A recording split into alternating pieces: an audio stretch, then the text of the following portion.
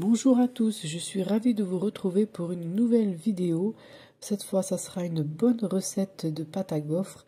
Vraiment, c'est la meilleure recette que j'ai trouvée sur internet et sur les réseaux sociaux. Je l'ai testée, je l'ai adoptée, donc j'ai décidé de la partager avec mes abonnés. N'hésitez pas à l'essayer, vraiment, elle est onctueuse, elle est mieux que celle qu'on achète en grande surface avec nos ingrédients faits maison. Alors, ça fait un mois que les enfants sont rentrés à l'école, bientôt un mois plus tôt, mais c'est toujours un plaisir de leur faire ces gaufres pour le goûter. Vraiment, ils se régalent. Alors, vous pouvez mettre ce que vous voulez dessus, du chocolat, de la crème. Vraiment, faites-vous plaisir et vous allez voir qu'avec cette recette, vos gaufres elles vont être super bonnes. Je vais également vous montrer mon gaufrier et je vais vous donner quelques petits conseils vraiment à prendre pour avoir des gaufres comme en vidéo. Vous allez suivre les étapes avec moi et vous allez voir que vous allez les réussir. N'hésitez pas à me laisser un petit like, un petit com si vous la testez et si la recette vous plaît. Restez avec moi jusqu'à la fin de la vidéo. C'est parti, on va commencer par les ingrédients et ensuite les étapes de la recette.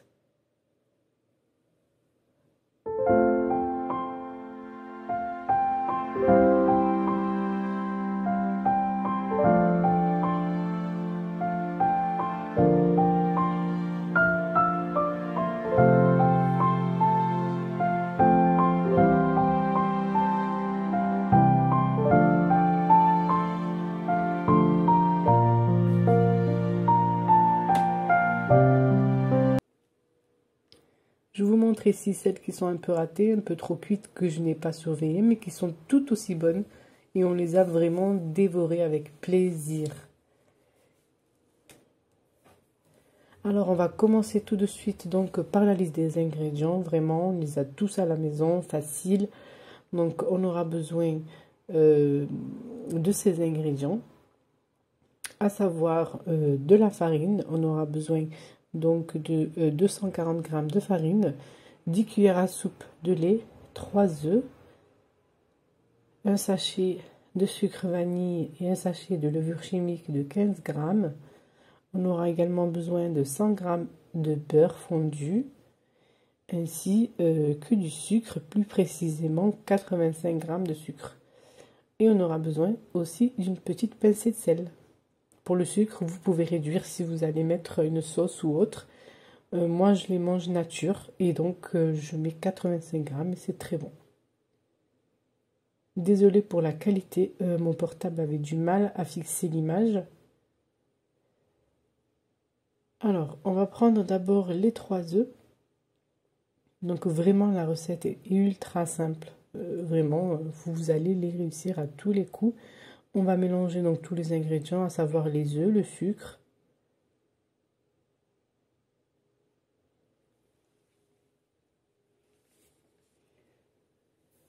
On va également mélanger, on va également ajouter le sucre vanillé.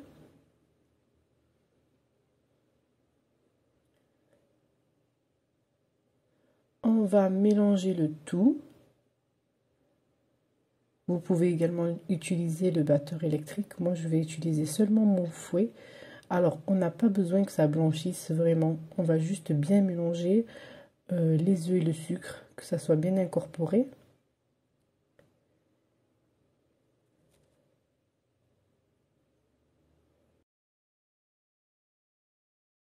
Ensuite, on va ajouter le lait. Pour la quantité de lait, vous pouvez également en rajouter par la suite, ça ne changera pas le résultat. Si vous voyez que votre pâte est un peu trop lourde, je vais rajouter également le beurre fondu qui a refroidi et je rajoute la farine petit à petit. Bon, vous pouvez la mettre d'un seul coup, hein, c'est pas bien grave. Je mets la pincée de sel.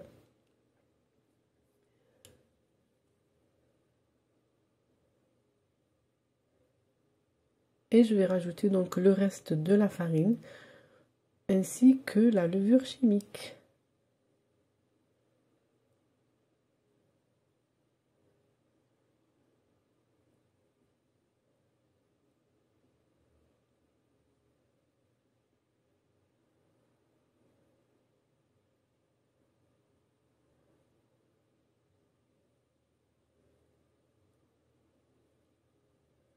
Vous allez bien mélanger le tout jusqu'à avoir une pâte un peu collante. Mais il faut que ça soit bien mélangé, qu'on n'ait pas de grumeaux.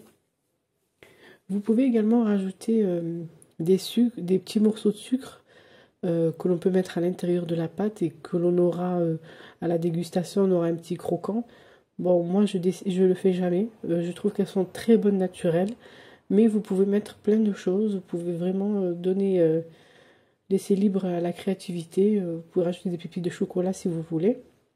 Donc là, je vais rajouter, j'avais mis 5 cuillères à soupe de lait. Je vais rajouter 5 autres. Et voilà, donc ça dépend de la qualité de votre farine. Donc en tout, ça m'a pris à peu près 10 cuillères à soupe de lait. Enfin, pas à peu près, 10 cuillères à soupe exactement. Donc vous allez le faire avec 10 cuillères à soupe et ça va être super bon. N'hésitez pas à en rajouter un petit peu, comme je vous ai dit. Si vous voyez que la pâte est très lourde. D'ailleurs, des fois, il me reste qu'un peu de pâte et je veux une grosse gaufre. Hop, je rajoute un peu de lait. Et vraiment, ça ne change pas la qualité de la gaufre. Elle est tout aussi bonne. Ensuite, donc, je vais vous parler de ce gaufrier que j'ai acheté. Donc, je cherchais un bon gaufrier, sachant que j'ai eu pas mal de gaufriers à la maison, mais qui ne me plaisaient pas du tout. Alors moi, ce que je peux vous conseiller, c'est d'utiliser un gaufrier à 1000 watts, minimum 900. Donc voilà. Ce que j'ai remarqué, c'est que quand ils sont à 700, 750, c'est ce qu'on a à peu près dans toutes les grandes surfaces qu'on nous vend principalement. Eh bien, les gaufres sont pas aussi onctueuses, pas aussi grosses. Je trouve que le résultat n'est pas le même. Vous m'en direz-vous des nouvelles si vous avez déjà testé. Depuis que j'ai acheté celui-ci, alors il est à 1000 watts et je l'ai acheté de Action, vraiment. J'ai des super bonnes gaufres, comme quoi Action, ils vendent aussi des très bonnes choses. Ça fait un moment que je l'ai, il fonctionne tout aussi bien. Donc d'ailleurs, voilà, j'avais acheté Techwood, j'avais d'autres marques et c'était toujours 700 watts et c'était pas aussi bon. Mais là, vraiment, essayez avec celui-ci que l'on trouve à l'année à Action. Je crois qu'il m'a coûté 20 €, je sais plus exactement. Et vraiment, il donne des très très bonnes gaufres. Donc on le met à chauffer. On va le mettre à chauffer. Une fois que ça a bien chauffé, on va quand même l'essuyer un petit peu sans mettre de matière grasse, vraiment ça colle pas.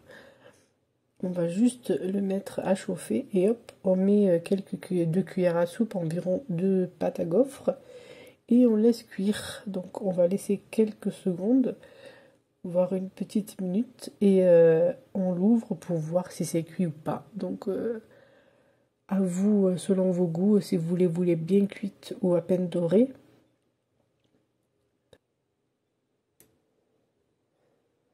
Donc voilà, j'ouvre un petit peu, je vois que c'est pas encore cuit.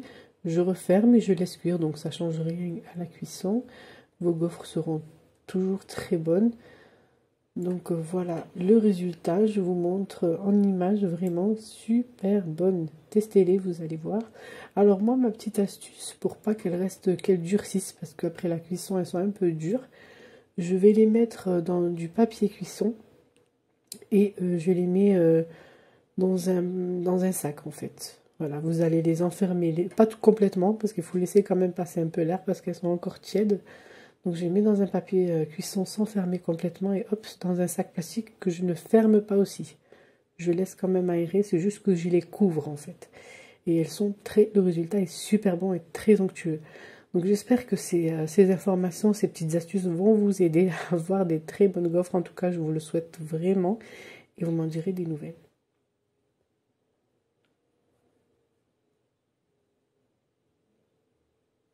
Je continue donc avec le reste de ma pâte. Je crois que ça m'a fait environ 10 gaufres.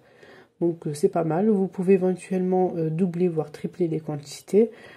Ça se mange très vite à la maison. Donc n'hésitez pas à doubler, enfin voilà, à mettre plus en quantité. J'espère que cette vidéo vous aura plu. N'hésitez pas à m'encourager par vos likes, par vos commentaires, par des échanges. Quand je poste, vraiment, ça m'aide beaucoup. Voilà, je vous laisse. Et puis si ce genre de vidéo vous plaît, n'hésitez pas à me le faire savoir, j'en ferai plus. Et je vous dis à très vite pour une prochaine vidéo. Bye bye!